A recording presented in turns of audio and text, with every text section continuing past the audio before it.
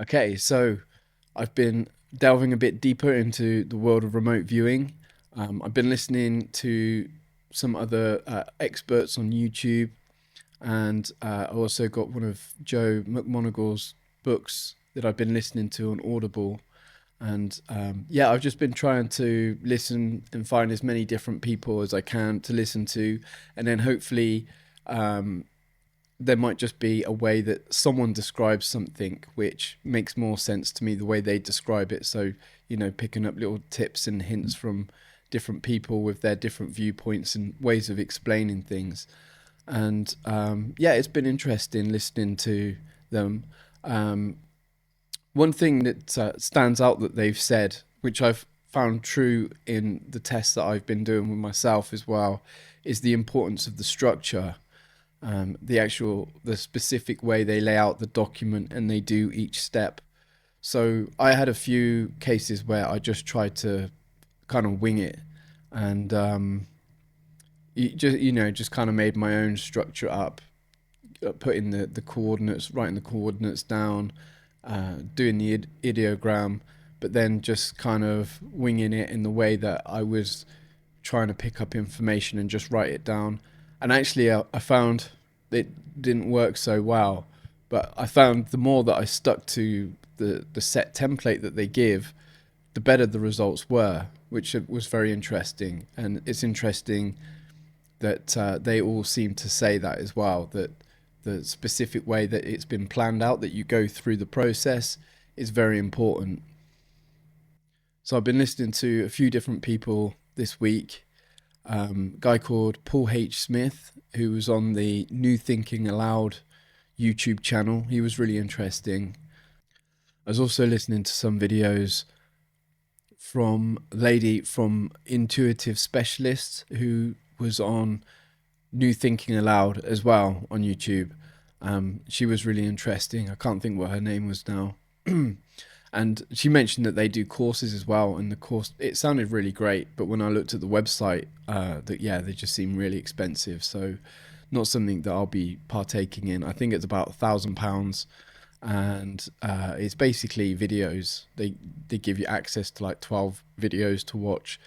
I do believe that they provide some question and answers times as well, but yeah, that just seems extortionate really for that when you consider what you can get from some of the other places. Still, my favorite is Farsight, and I've been revisiting the Farsight Prime, and they have a series of videos on there called Farsight Voyager SRV lessons, and they're brilliant. I mean, for Farsight you pay, it's like £10 a month. Not only have they got loads of really cool, interesting videos of topics and subjects that they've investigated, but they've also got some really good training material on there as well. So Courtney Brown, the main guy from there, he's got a whole series of videos on there. Actually, most of them are audio, but yeah, they're still great. It goes into a lot of detail, explains things really clearly. So I've been kind of making my way through that. I'm purposely not trying to go through the whole lot all at once because it's just too much to take in. So my remote viewing sessions that I've been playing around with at the moment are still quite short. I'm just kind of learning the basics and just, doing the first part of it and getting more familiar with that. And then I'm just going to keep doing like the first part of it over and over again until I get more familiar, and then I'll add like the next stage, and then repeat that until I get more familiar, and then add the next stage. I think that's a good way of doing it, especially for me. If I just tried to learn it all and do it all in one go, it'd just be overwhelming because the process is quite long. There's a lot of pages of instructions and specific words to learn, and terms to learn. So yeah, just breaking it down. So the sessions that I've been doing, I've done, I think, like 4 or 5 since my last video. They've all been very short sessions, sort of like 1 or 2 pages, and just kind of dipping my toes in really. But I've still had some interesting results from them, which has surprised me. And yeah, it's been quite interesting. Nothing groundbreaking or amazing, and again, you could probably look at it and say that there's nothing there. But for me, I still found it quite interesting, the results that I got, which I will share in a minute. But yeah, I've been doing the sessions again on my phone, and rather than pen and paper, just because I found myself doing them more late in the evening when I'm in bed relaxing, and it was just easier than sitting there with the pad and paper. It was just easier to get my phone and do it. One tip that I've discovered with regards to that is, if you're using your phone, you've got like a Galaxy with a S Pen or whatever. It seems easier to do it actually in landscape, even though when you're doing it on paper and that you would do it in portrait. When you're doing it on the phone, it's actually easier in landscape because you tend to write widthways quite a bit. So actually having it landscape writing, being able to write across like in complete one whole little part and then just scroll up is much easier than writing a bit and then scrolling left and then writing another bit and then scrolling down and left, or down and right. So yeah, having it landscape horizontally is a good tip. I also made a bit of a breakthrough with regards to how the information comes, I feel, because for me that's one of the confusing things, and I bet it is for most people as well. It's like, what does it feel like when you get the information? How do you know when you've got the information? And yeah, you really kind of second guess yourself with that. But one thing that I found which made a big difference, and was that with regards to like the ideogram, when you're probing the ideogram, is I was just kind of looking at it in a way that, you know, you do the ideogram squiggle, put your pen on it, and then it's kind of like the first thing that comes into your mind. But it is actually more about kind of focusing and feeling that you're getting the information coming from the ideogram itself. And rather than just putting, say you're testing the ideogram to see whether it's hard, soft, semi-hard, semi-soft, wet, or whatever, rather than just putting your pen on it and then waiting for like one of those words to pop into your head, actually is putting your pen on it and trying to see whether you get one of those sort of sensations, almost as if the ideogram itself is soft or hard, which kind of sounds stupid because obviously you would think it just feels the same. It's the same tactile surface or whatever. But no, actually, when you're kind of doing this and you're focusing on it, you do kind of get a sensation, like a slightly different sensation sometimes. You know, it must be in the imagination or subconscious or whatever. But I found when I was doing it that way, it seemed to be more accurate, definitely. And then funny enough, last night I was listening to one of the Farsight Voyager lessons, and the guy, Courtney Brown, said exactly that. He said, when you're probe and actually feel for how the pen feels against the ideogram. So it's more of a like a faux tactile sort of sensation thing that you're getting back from that, rather than just waiting for like a word or something to pop into your head, which I found really interesting. And now knowing that, I'm quite a bit more excited about doing more, because that was always something that I was a little bit unsure about. Right, so I will show some of the results that I got. Nothing groundbreaking or amazing, but I just thought it was quite interesting, and so I will share. Okay, so here's one that I did. Nothing great on here, but there was one little bit which I found interesting. Again, these are only short sessions that I've done, nowhere near like what a normal proper session would be. I'm just kind of doing one little section at a time, getting familiar with it, getting familiar with the process. Yeah, you'll see on here, what have I got? Like structure, movement, structure, mushy. And the D marks a deduction. So this is like a high level thought or image that comes to your mind, which you're supposed to discard. but you note them down just in case anyway. And I kept getting this image of like water and like bubbles in the water. So I put a deduction of bubbling water. And again, I've got like mushy movement, movement again. And again, this deduction it popped up again, so I had to write it down again, bubbling water.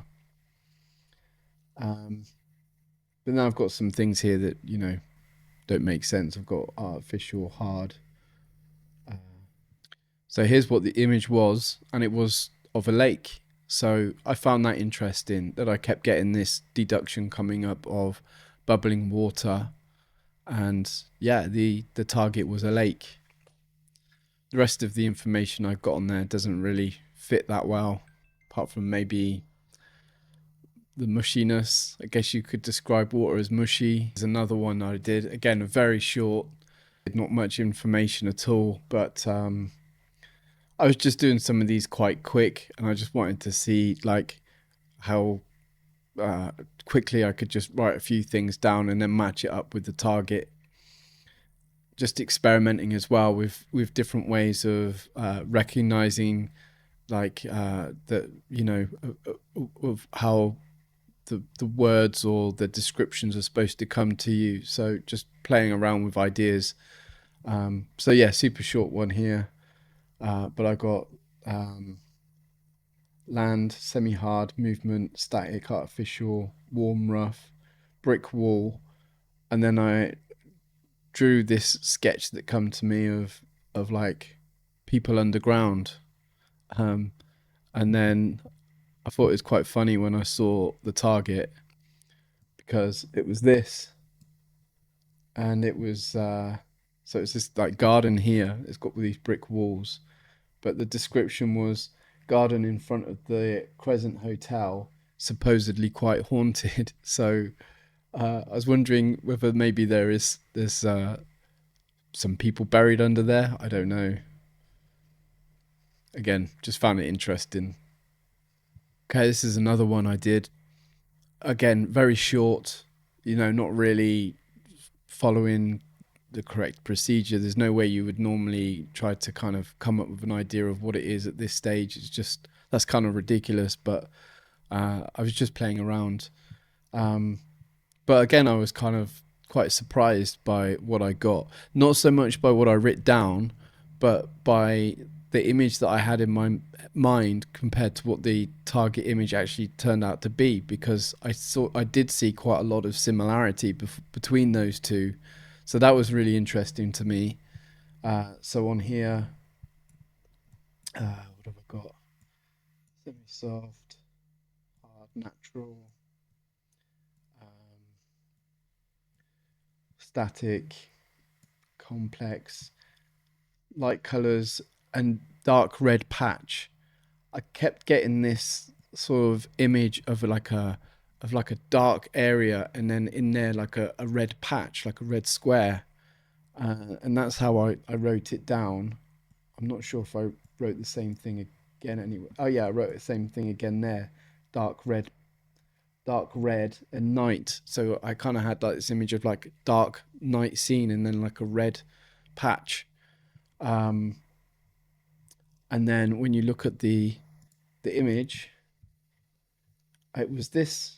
So I found that kind of interesting, because quite prominent there is the red patch.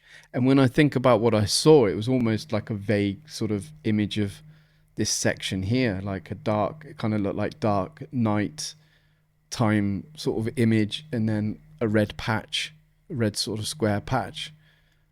So yeah, I found that interesting. Again, like you can't really there's not anywhere near enough information in the attempts that I did to really discern anything, but it was just interesting for me because I was just experimenting with this and just trying to get an idea of how it feels if when you perceive something that actually turns out to be accurate compared to the times when I write something down which is not at all. So yeah, just kind of doing these short experiments just to play with that idea.